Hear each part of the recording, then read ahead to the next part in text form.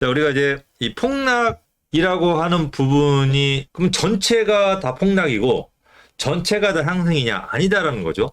지역별로 어떤 지역은 폭락, 어떤 지역은 바로 회복, 어떤 지역은 폭락에서 다시 폭락 또는 회복하지 않고 보합, 또는 어떤 부동산은 회복, 어떤 부동산은 회복하지 못했다. 근데 이게 다 이유와 원인과 결과가 다 있는 거예요.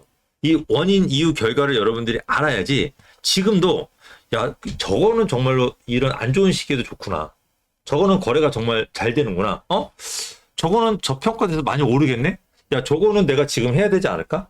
이 동네가 너무 좋다. 이거를 여러분들이 구분하는 눈을 키우기가 오히려 지금 시장이 너무 좋은 거예요. 그래서 오늘 저희 여러분들한테 이 폭락이라고 하는 게 수도권과 지방이 어떻게 다르지? 그거를 좀 한번 얘기해 볼 거예요. 수도권과 지방의 폭락은 다르다. 지금 시장을 관통하고 있는 이제 주제가 공급 부족이잖아요. 지금도 부족하지만 앞으로 부족하게 될 곳이 이제 수도권이라고 보고 있는데 미분양의 대부분이 지방에 남아 있단 말이에요. 그러니까 지금 수요가 늘어나더라도 남아 있는 미분양을 해소하는 필요가 우선 선결 과제인 거예요. 그래서 공급 부족이 당장 나타나지 않는 상황이다 보니까 수요가 늘어나는데 공급까지 부족하게 되면 가격이 회복이 빨라지는데 공급이 남아있고 물량이 수요에 비해서 더 많다면 가격이 회복되기가 폭락을 했다가 지금 현재 서울 같은 경우는 회복이 되고 있는데 지방은 회복되지 못하고 있는 이유가 첫 번째가 그거다. 두 번째로는 지금 아까 앞서 얘기했던 인구 감소에 직격탄을 맞고 있는 것이 지방이죠. 우리나라 국가 전체의 인구가 줄기는 하지만 수도권 같은 경우는 절대 인구는 줄어들고 있지만 유입되는 인구가 있는 거예요. 그래서 그 부족한 부분을 채우고도 더 많이 늘어나고 있는 상황인데 이 유입되는 인구가 어디서 빠져나오냐면은 지방에서 유출이 되는 거죠. 그러니까 지방 입장에서는 안 그래도 공급이 많이 있는 상태에서 수요까지 빠져나가 버리는 상황이 되니까 점점 더 늦어지는 상황이 만들어지고 있다. 세 번째 같은 경우는 지금 현재 이런 경제 상황이 어려울 때 이 정부가 하는 입장이 부동산 대책을 내놓잖아요. 그럼 대책에서 전국을 대상으로 해서 국토부가 대책을 내놓는데 이 모든 대책이 지방이 가장 우선적으로 영향을 받아야 돼야 될 필요가 있는데 실제로는 모든 혜택이 우선적으로는 서울과 수도권에 집중이 되는 효과. 그래서 거기가 더 그 효과를 봐서 시장이 빨리 회복되거나 정상화되는 속도가 나오고 그 나머지 순위가 지방 쪽으로는 더 밀린다라는 특징들이 있다라는 겁니다. 그러니까 수도권은 폭락에서 벗어났다라고 하는 분위기가 완전히 팽배하고 근데 뭐 인천이나 몇 군데 지역, 네. 동두천이라든지 오산이라든지 이런 지역은 부동산 시장에서 가장 많이 올랐어요. 네. 근데 가장 늦게 올랐죠. 가장 늦게 올랐는데 그 다른 지역이 다 뛰고 나서 제일 마지막에 뛴 데가 이런 최외곽지잖아요. 네. 최외곽지가 뛰었는데 떨어질 땐 같이 떨어졌어요. 근데 그렇지 다른 지역, 사람들이 그래도 수요가 있는 지역은 올랐는데 이런 지역은 아직도 회복을 못하고 있는 거죠. 그러니까 서울과 네. 이렇게 수도권과 지방의 차이만큼 수도권과 서울의 수도권 전체가 아니라 일부의 지역과 서울과 또 서울 같은 경우도 서울의 외곽과 중심지가 차이가 이 온도 차가 굉장히 심하게 난다라는 거. 그래서 우리 시청자분들이 이렇게 폭락이라는 또 가격이 하락될 거라는 우려가 있는 상황일 때 지역적인 특징들이 다르다라는 걸 인식하시고 보실 필요가 있고 그래서 저희가 늘상 보게 되면은 강남 3구라든지 용산이라든지 서울의 중심지에 해당되는 곳들을 투자를 권해드리고 거기에 집중하셔라는 얘기를 하고 있고요. 저희가 지난 10년간 계속해서 그런 쪽을 가장 우선적으로 딴 데는 보지도 않고 거기만 투자시켜드려서 경기가 좋을 때는 더 많이 버셨고 내려갈 때는 덜 내려갔다가 빠르게 회복돼서 상가격보다 훨씬 더 높은 수익을 내왔거든요. 돈이 큰 자본이 들어가는 아파트 투자도 마찬가지지만 상대적으로 작은 자본이 들어가는 투자, 비아파트 투자들도 많이 해와서 계속해서 지금 수익이 지금 현재 떨어졌다고 하더라도 산 가격보다는 훨씬 높은 가격을 유지하고 있는 상황이 만들어지고 있다는 걸 기억하시면은 어느 시점보다는 어디에 어떤 물건을 투자하는지가 훨씬 더 중요하다고 생각이 됩니다. 그러니까 이게 수도권과 지방의 온도차가 완전히 다르고요. 이 수도권에서도 서울하고 경기도의 온도 차이가 완전히 납니다. 그러니까 이 경기도 같은 경우도 서울에서 대체로 살 수 있는 지역들, 뭐 과천이나 이제 분당이나 몇몇 지역들은 굉장히 뜨거운 반면에 그렇지 않은 지역들의 온도 차이는 확실히 나고 있고요. 이 서울에서도 중심지하고 또 서울 외곽의 온도 차이는 되게 또 심해요. 그러니까 중심지는 거의 지금 묻지마 투자하고 있어요. 근데 외곽 같은 경우는 전세나 이런 것들에 대한 얘기를 계속 나오고 있잖아요. 고점이다 아니다는 얘기도 계속 나오고 있는데 중심지는 따로 놀고 있어요. 그러니까 우리가 비싸다고 하는 2022년 고점 대비 거의 96%가 더 회복한 지역이 이제 강남, 서초, 용산, 중구 이 네 군데예요. 이 네 군데가 고점 대비 96%가 회복을 했고 다른 지역은 아직까지는 85%대로 다 머무르고 있는 겁니다. 그러니까 이렇게 온도 차이가 많이 나고 있다라는 게 그 이유, 여러분들 그 이유를 제가 우리 앞서서 굉장히 많은 설명을 제가 해드렸어요. 그 이유를 여러분들이 알고 계셔야 되고 이게 end냐, ing냐 또는 반복될 거냐 이게 제일 중요하단 말이에요. 이거는 ing고 반복이 된다라는 겁니다. 그러니까 이게 반복된다면 여러분들이 어디 가서 기다리시는 게 나을까요? 이것들을 집중을 해 보시면 될 것 같아요. 근데 여기서 이제 또 하나의 문제가 뭐냐면 이게 제가 좀 전에 말씀드린 서울에서도 중심지라고 하는 지역, 그러니까 뭐 강남, 서초, 용산, 그 다음에 중구, 송파 정도, 여의도도 포함되고 이런 중심지라고 해당되는 지역이 고점 대비 96% 가까이가 회복을 했는데 이거는 아파트 얘기라는 얘기. 그렇죠. 근데 비아파트는 그렇게 회복을 하지 않았어요. 네. 그러면 여러분들이 강남을 갔어, 또는 용산을 갔어, 또는 중구를 갔어, 이 영등포를 갔어요. 근데 가봤더니 아파트는 이미 고점 대비 다 올랐어요. 근데 비아파트는 옛날에 고점 대비 70% 떨어진 금액에서 그냥 계속 머무르고 있어요. 그러면 여러분들은 어떻게 해야 될까? 이게 이렇게 차이가 왜 얘네가 먼저 뛰었고 얘네는 안 뛰었는데 그러면 나는 지역별로 지금 여러분들 선택의 기로에 쓴 거예요. 지역별로. 그러면 나는 서울의 외곽의 아파트를 해야 될까? 그래도 걔네들도 뛰긴 했어요. 70에서 85%를 회복했어요. 네네. 15%뛴 서울의 외곽의 아파트로 가야 될까? 아니면 중심지에 비아파트를 가야 될까? 아직 걔는 70이니까. 이거에 대한 여러분들의 고민이 되게 지금 많은 시기예요. 그러니까 폭락에서 회복한 강남 쪽 얘기입니다. 아파트냐 비아파트냐. 이 강남의 중심지의 비아파트. 얘네들의 운명은 어떻게 될까? 일단은 이게 앞서 이제 뭐 이런 폭락이 된 사전 설명을 했으니까 가장 큰 차이가 뭐냐라고 하면은 한마디로 얘기하면은 공포 같아요. 공포. 사람들이 공포에 빠지게 되면은 심리적으로 이 공황, 멘붕 상태가 되기 때문에 이성적인 판단을 할 수가 없는 데 비해서 아파트 같은 경우는 지금 현재 공포가 야기되는 가장 큰 원인은 전세 사기죠. 그리고 전세 사기는 이 아파트를 대상으로 크게 일어났던 것이 아니라 비아파트를 대상으로 일어났기 때문에 아파트가 직접적인 타격을 받지 않고 잠깐의 공포가 있었지만 이 공포가 금방 지나가서 회복이 돼서 이성적인 판단으로 시장을 판단하니까 이런 지역들은 위험하지 않네라는 이성적인 판단, 또 여기가 여러 가지 호재가 있어서 가격이 충분히 회복될 수 있겠네, 또는 정부가 지원하고 있는 재개발 재건축들이 활성화된다면 좋아지겠네라는 이성적인 판단을 할 수가 있는데 이 전세 사기의 직격탄을 맞고 있는 비아파트 같은 경우는 이 공포에 의해서 공황 상태가 지금 현재 이어지고 있는 거예요. 그래서 위험한 지역, 위험하지 않는 지역을 가리지 않고 빌라는 싫어, 비아파트는 싫어, 이런 상황이다 보니까 이성적으로 여기는 이렇고 저기는 저렇고에 대한 차별, 차이점들에 대한 생각을 할 수 있는 상황이 아니다 보니까 지금 현재 아파트처럼 빠르게 회복이 되고 있지 않는 상황이라고 볼 수가 있는 겁니다. 네. 그래서 공포인데 이 공포 때문에 비아파트가 회복을 안 하고 있단 말이에요. 네. 그러면 이 비아파트가 투자 가치가 있느냐? 예전에 같이 뛰었단 말이에요. 네. 같이 뛰었는데, 그러니까 예를 들어서 강남에 네. 빌라 또는 강남에 오피스텔 투자 가치가 있냐 이거죠. 이 비아파트에 해당되는 건 뭐 빌라 오피스텔이니까. 네. 이 투자 가치, 이게 쉽게 얘기하면은 이 빌라, 그냥 강남의 빌라 예를 들기 되게 편해요. 네.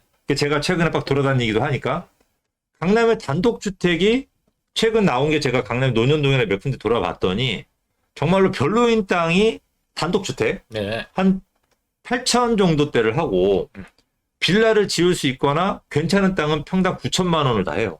삼성동은 1억 4,700 하고요. 평당 1억 하는 지역도 많고요. 네네. 근데 이거를 주고 그 동네에다 빌라를 짓잖아요. 네. 그러면 원가가 8억이 들어가요. 거기다가 땅 사고 거기다 건물값 들이고 금융 비용을 지불하고 판매할 때 판매 비용까지 지불하면 8억 딱 들어가요.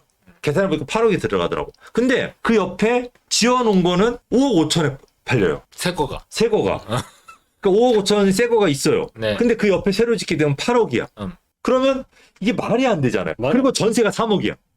그러니까 내가 8억에 짓는 빌라가 전세가 3억인 거예요. 근데 이게 저기 강북을 갔어요. 저기 어린이대공원 있는데 네네. 군자동을 갔더니 빌라 지을 만한 땅이 3,300 정도 해요. 네. 그러면 생각해 보세요. 3분의 1이잖아요. 그렇죠. 그러면 거기는 원가가 4억이란 말이에요. 네. 4억 5천. 네. 원가가. 근데 거기 전세 3억이에요.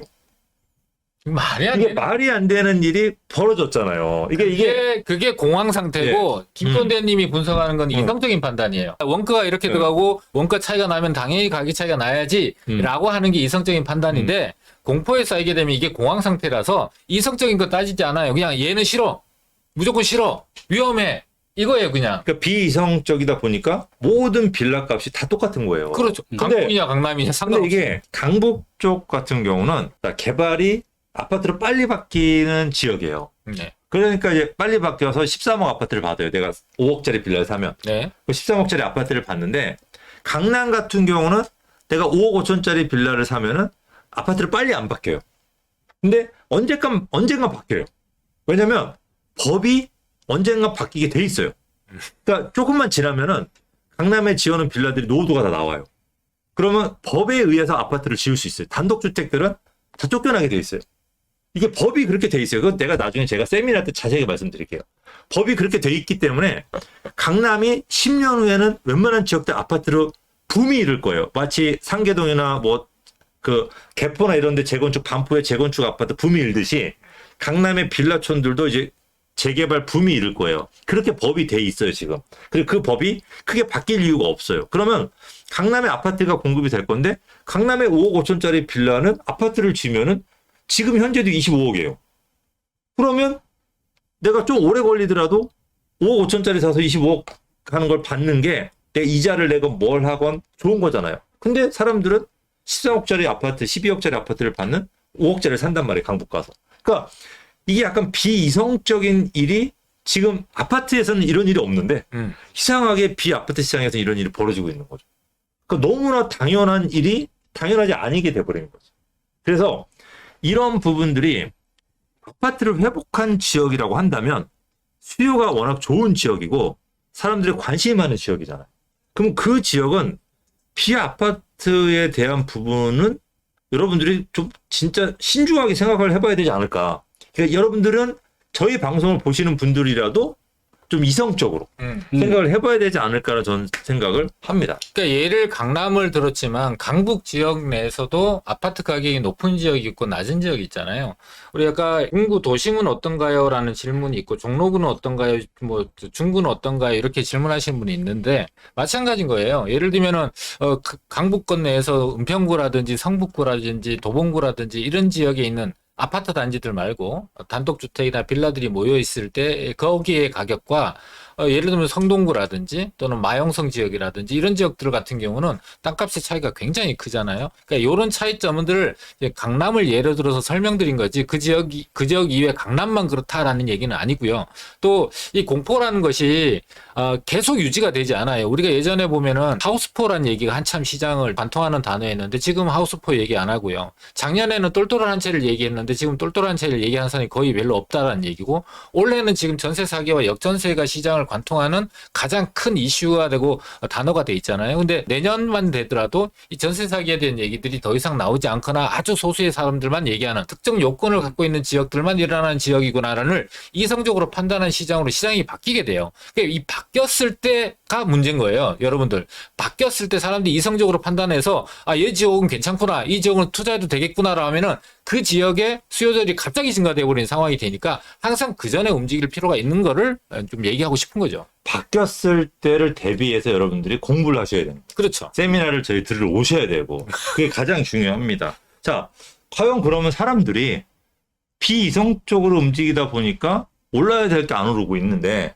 이게 이제 이성적으로 바뀌는 시기. 한 세 가지 정도로 생각을 해볼 수가 있을 것 같아요. 첫 번째로는 이제 금리 공포를 벗어났을 때, 요걸 이제 생각하시면 되는데 지금 현재 많은 전문가, 아까 제가 이제 전망도 얘기했고 월가에 대해 얘기했고 우리나라 한국투자신탁에서 예측하고 있는 여러 자료를 말씀드렸는데 미국이 이제 더 이상 금리를 올리기 어렵고 내년 상반기 안에 금리 인하를 추격할 거다. 그리고 우리나라도 내년 상반기 안에 금리가 인하될 거다. 기준금리가. 자, 그렇게 되면 지금 현재 고점에서 추가적으로 올라가지 않을 거기 때문에 금리에 대한 공포는 내년 초가 되면은 확실하게 공포에서 벗어날 가능성이 높다. 이게 첫 번째고요. 그러니까 딱 금리 공포를 벗어나면 이성적으로 볼 수 있는 눈이 생기는 거죠. 그렇죠. 왜냐면 지금 금리가 오를 것 같지는 않지만 어쨌든 파월이 계속 협박하고 그러니까 약간 계속 7% 금리다 뉴스 계속 나오고 하니까 사람들이 이거 약간 조심해야 되나 나 뭘 판단을 못 하겠어라는 생각을 할 거란 말이에요. 그렇죠. 근데 이제 더 이상은 아니야 라는 생각이 들면 그때부터는 사람들이